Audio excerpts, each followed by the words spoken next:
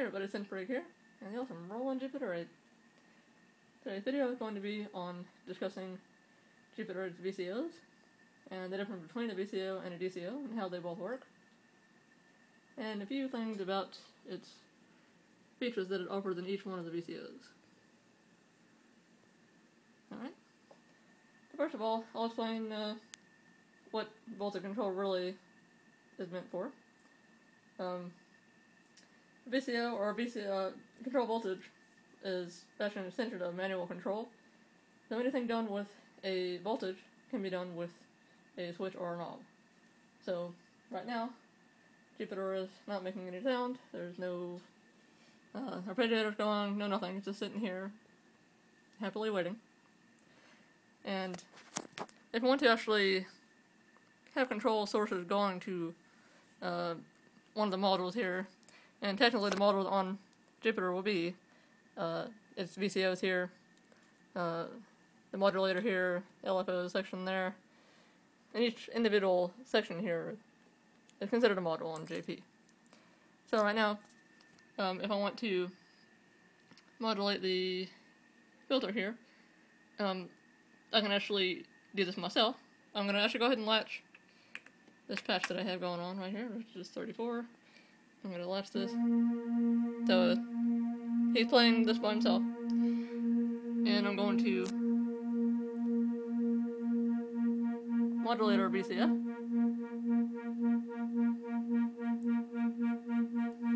Okay.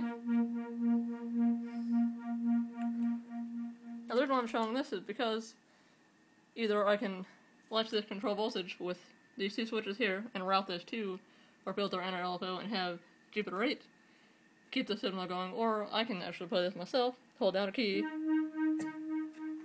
and actually I'm going to go ahead and latch this so that I don't have to hold this key down. I'm going to latch this again, and I can actually go over here myself and do the same thing.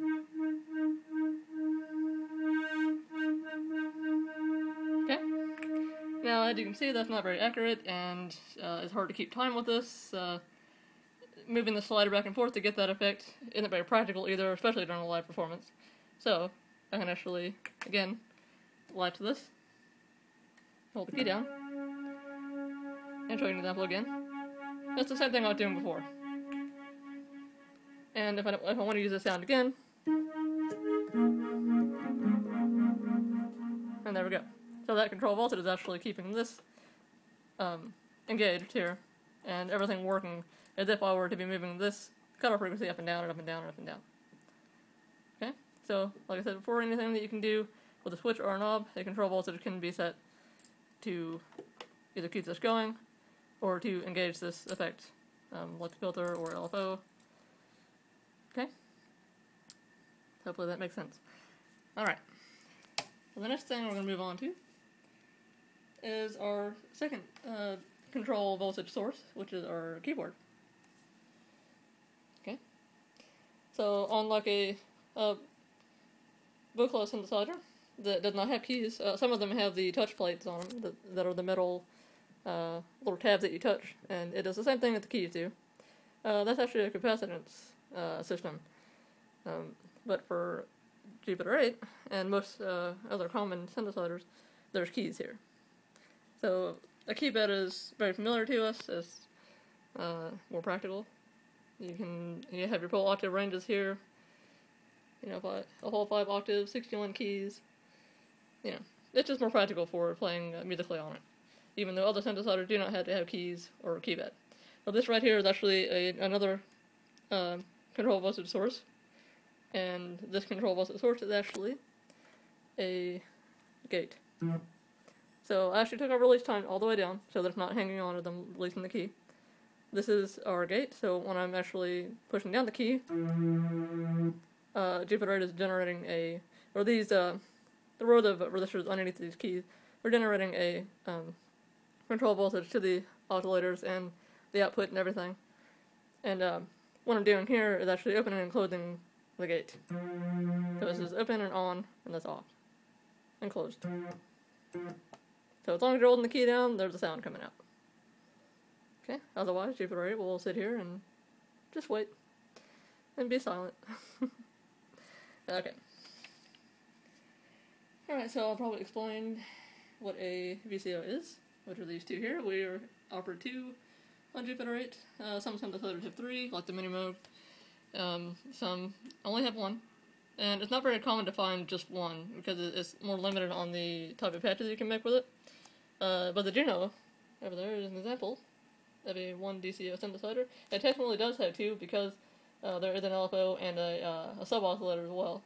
So that technically counts as a second oscillator, but really, sound-wise and design, patch design-wise, there really is just 1 DCO to work with.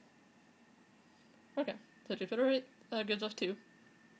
They can be routed together or separately. We can also listen to one or the other individually, which this is helpful for if you're editing a patch that does deal with two of these VCOs and you only want to hear the one you're working on. Or if you want to thin down a sound, you can do that as well. Right now these are mixed evenly, so we hear equal amounts of volume from each one. Okay. So a oscillator, or a VCO, is a frequency producing device. This produces any desired single frequency. So VCO1 can produce its own frequency, and VCO2 can produce a single frequency. So you're not going to hear 3 pitches from VCO2 and 5 from 1. You know, you're only going to hear a single frequency from each one. Okay? And they can be routed together for different effects, like ring modulation, cross modulation type things, or oscillator sync. You know, you can do several things. And we can also change the tuning of VCO2 away or closer to VCO1 to make the sound a little bit bigger. We can actually change the phase of the two output waveforms to be out of phase with each other and create some cool effects that way. Alright, so VCO creates a voltage at oscillating at a certain frequency. Then we can actually choose that here. We can choose this with the keys. We can also choose it with our range. And I'll go into the ranges in just a second, and why they're labeled the way they are. A good VCO, a decent quality one, should be able to output several different waveforms. So it should be offered, several to choose from. Each one of these waveforms is unique to its own characteristic of harmonics that it possesses.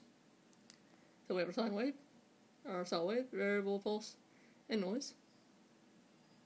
And over here in VCO1 we have our triangle wave, which can sound similar to a sine wave. If you actually look at the switches here, it's even in the same location as the sine wave. It's the first one to the left.